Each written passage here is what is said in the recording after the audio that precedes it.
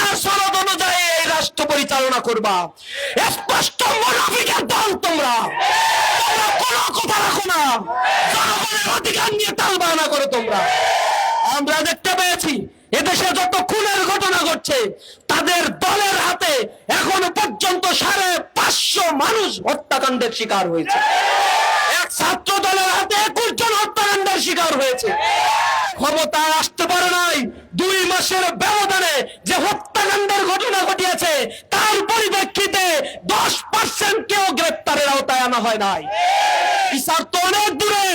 বিচার দায়ের করা হলে শুনানি নিয়ে তালবাহানা করতে করতে 12 বছর 15 বছর পেরিয়ে যায়, 10% মামলারও কোনো বিচার হয় না। সুতরাং আমরা সরকারকে অনুরোধ জানাই, আপনারা সুবুদ্ধি উদয় ঘটান। আজকে রামিসার হত্যাকাণ্ড বাংলাদেশের প্রতিটি মানুষের বিবেককে নাড়া দিয়েছে। এ কারণে প্রধানমন্ত্রী বাধ্য হয়েছে রামিসার বাবার কাছে যেতে।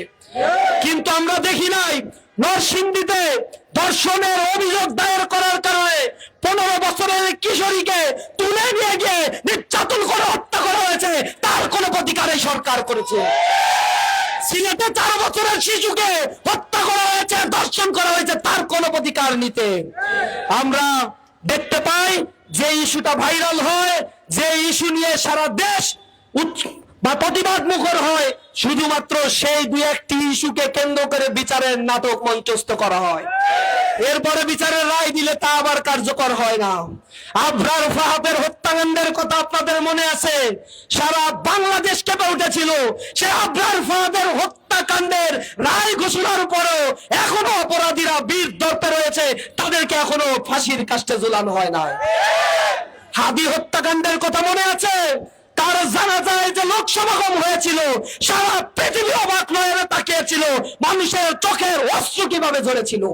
সেই হাদির এখনো পর্যন্ত হত্যাকাণ্ডের তদন্ত রিপোর্ট পর্যন্ত দায়ের করা হয় না।